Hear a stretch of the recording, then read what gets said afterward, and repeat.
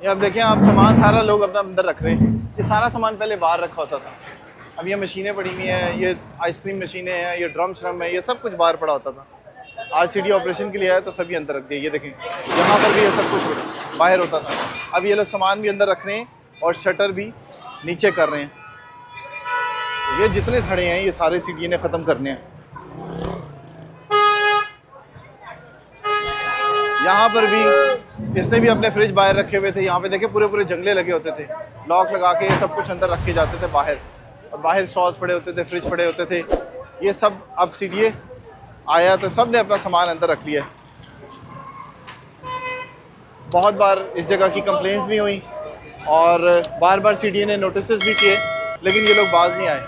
उसके ऊपर सीडीए ने आज ये एक्शन लिया है और ये तमाम ऑपरेशन किया जा रहा है। ये देखें, अब ये ख़ुद भी तोड़ रहे हैं अपनी जो गैर कानूनी तरीके से बनाई हुई थी, तामीरात की हुई थी चीज़ें, ये सारी अब खुद ख़त्म कर रहे हैं।